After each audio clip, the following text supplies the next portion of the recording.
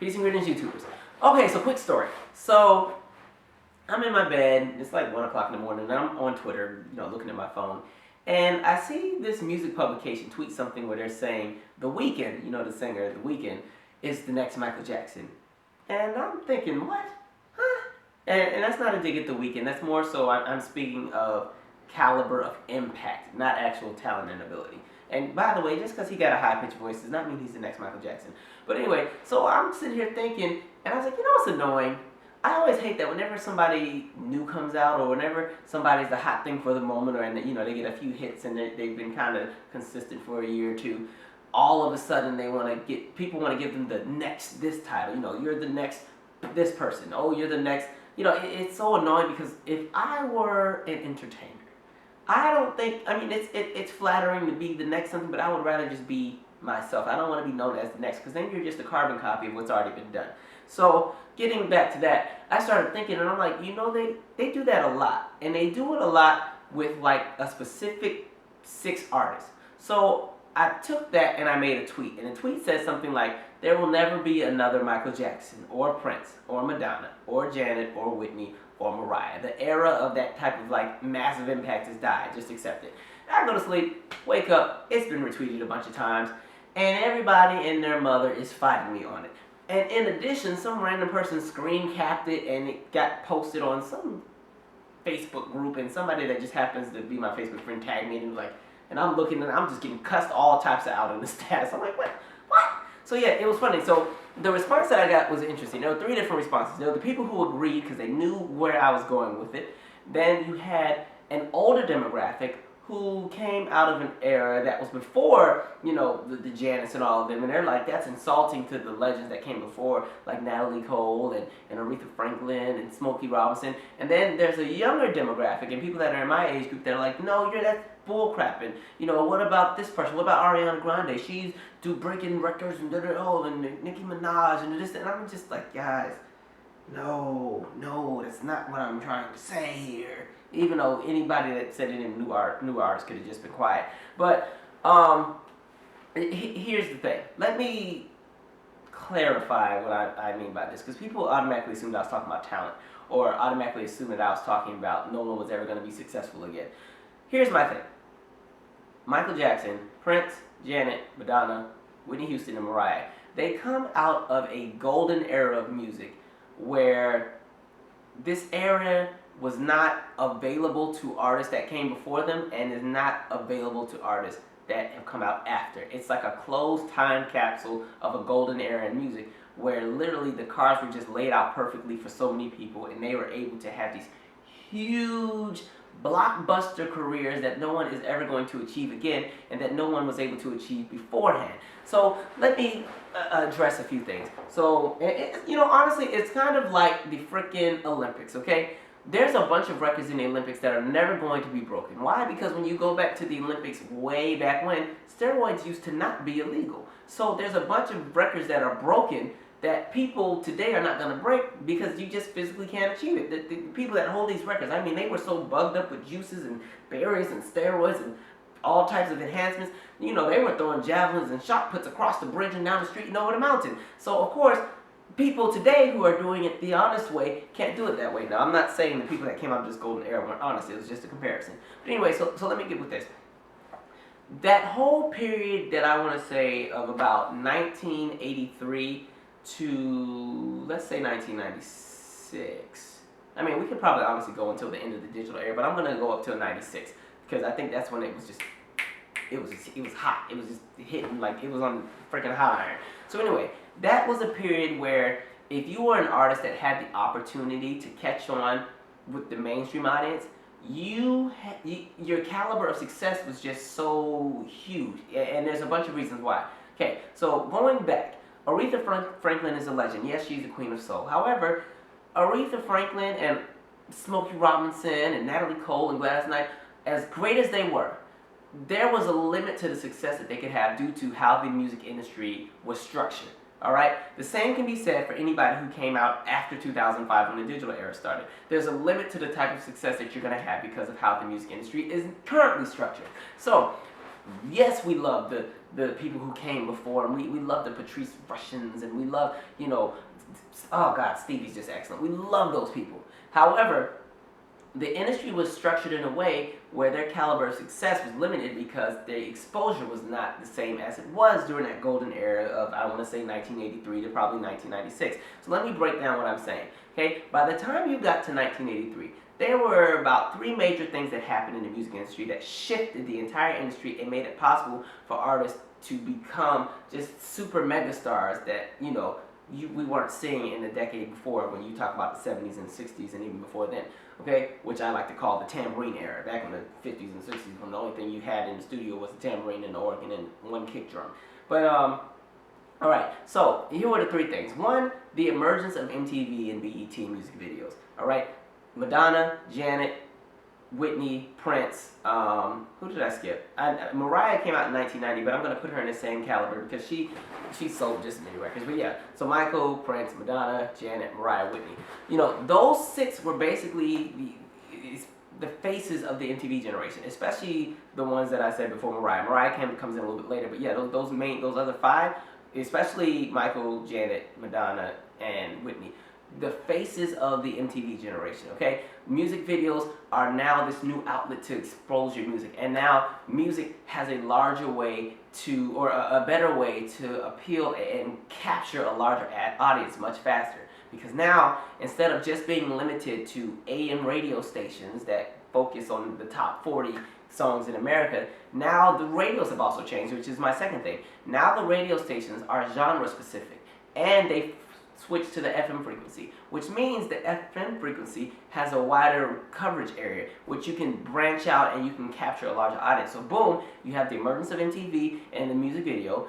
Second, you have freaking radio formats changing and radio having a larger grasp and a larger expansion. All right, and then the third thing is, now this is also an era where music and pop culture are starting to become dominant forces within society in general. So now when you're talking about television, music, and magazines, you're seeing the music and the musicians and the singers and the artists in all of those different outlets, okay? It's not just the supermodels on the cover of the magazines anymore. Now it's the actual singers that are on the covers of the magazines. So when you take all of that into effect, and you take into effect that the music industry around the rest of the world was developing, because before the 80s, the main focus of the music industry was the United States, Germany, and the UK. Those are the 3 places you focused on getting your record sold. But by the time you got to the 80s, now, Japan and Korea, their stuff is developed. Switzerland's doing what they're doing. New Zealand is doing what they're doing.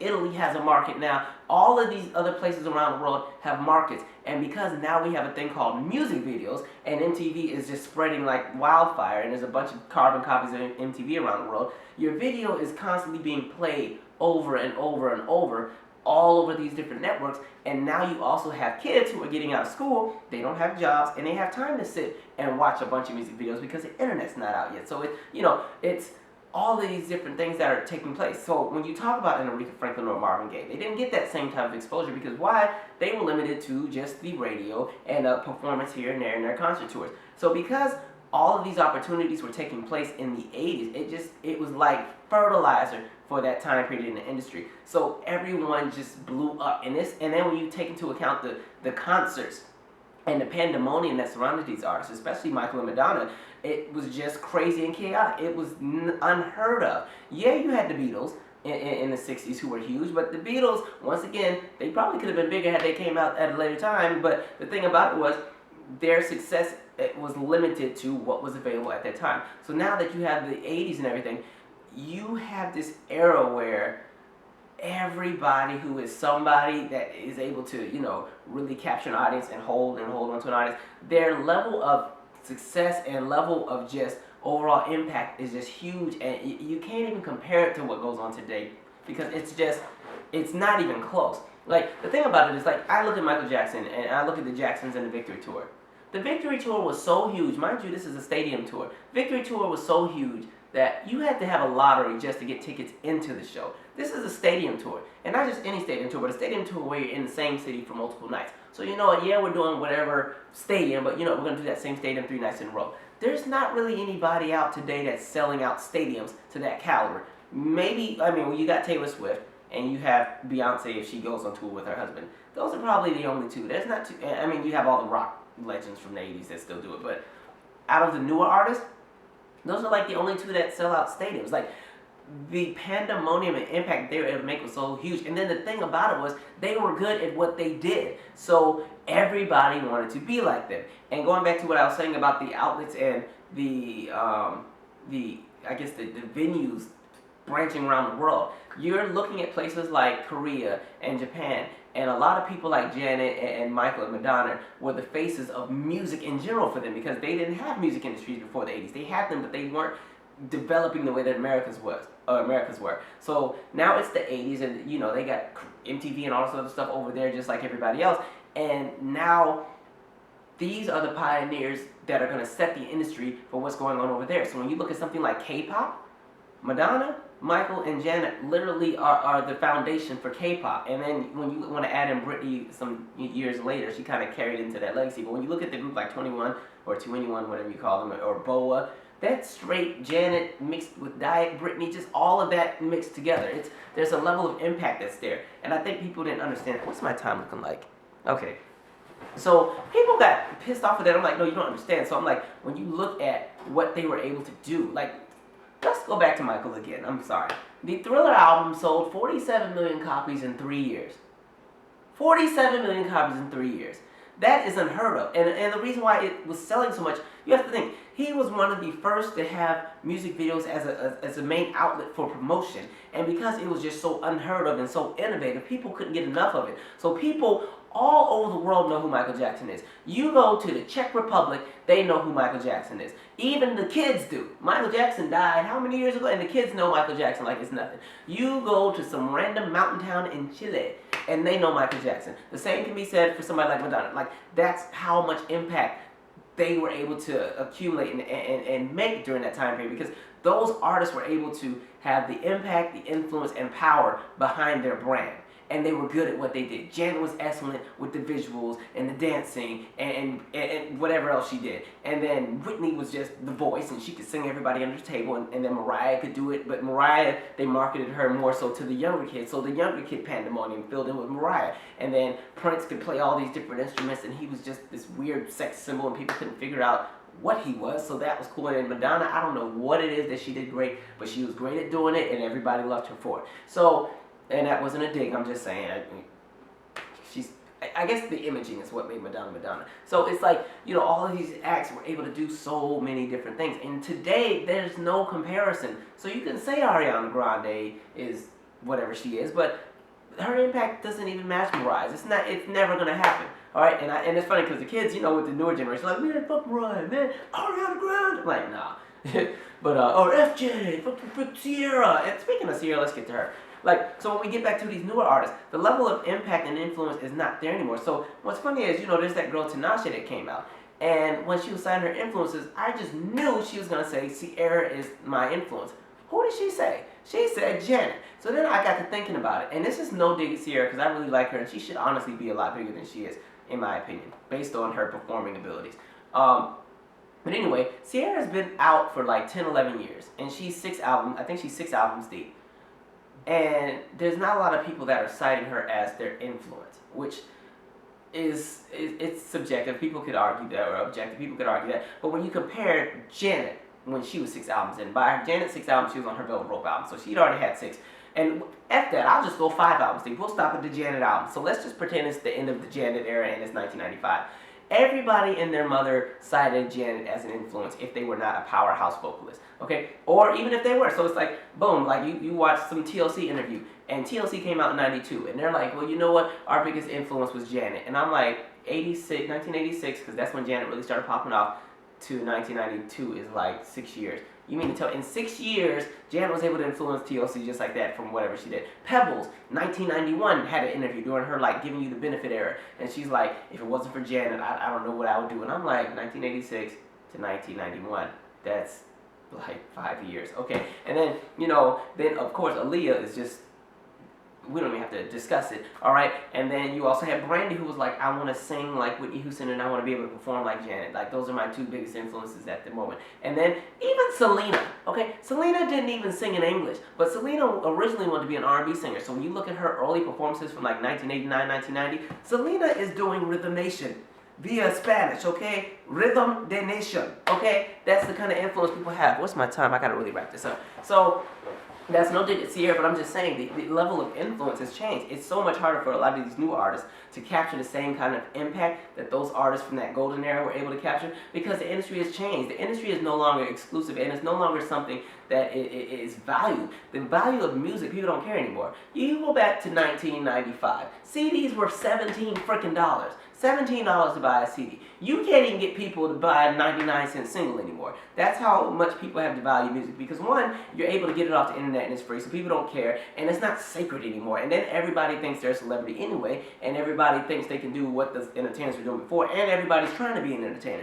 Everybody has a SoundCloud, everybody has a Reverb Nation page, everybody has GarageBand or Cubase or Studio One, everybody's a producer. So the industry has changed and is now currently oversaturated.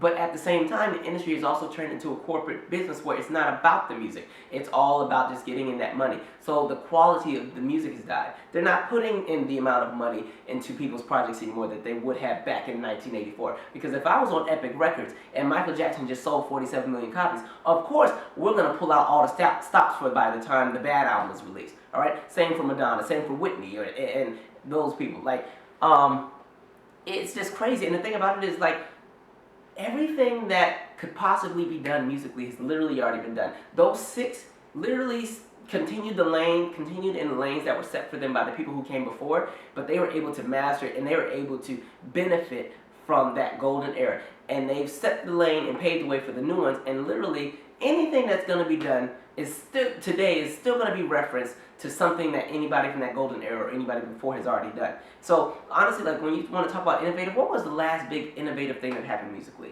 In my opinion, it was when Beyonce released her last album, and that was because she had all the music videos with it, and it was a surprise release, and now a lot of people are starting to follow that same suit. So she set a trend. That's the last big innovative thing I've seen. And the reason why I said it was innovative was because, one, I didn't even like Beyonce until like 2012. I couldn't stand her. If you knew me back in the day, I was like, get her out of here.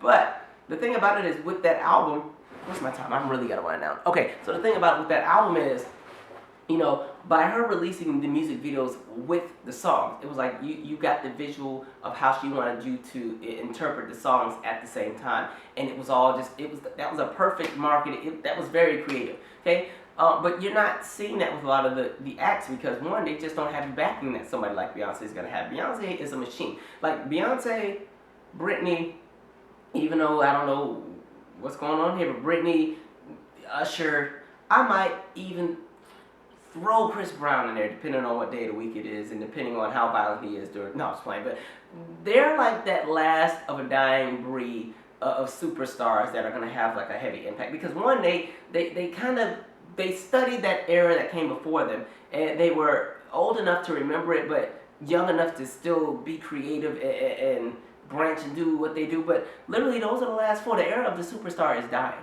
So when I made my tweet about the era of impact has died, it's not saying that other people aren't going to come and be successful. It's just saying that they're going to be successful, but it's not going to be like a Michael Jackson successful or Janet Jackson successful, or, you know, it's just not going to happen. It's not a dig at anybody. I love everybody who came before them. I like a lot of the people who've come after.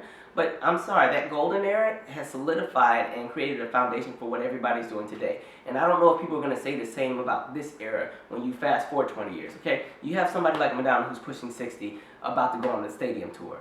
None of these new kids are going to be on anybody's stadium tour when they're 60. Sorry. Anyway, I'm out. Subscribe, share your 2 cents. Let me know what you think. Yeah, I'm out. Subscribe.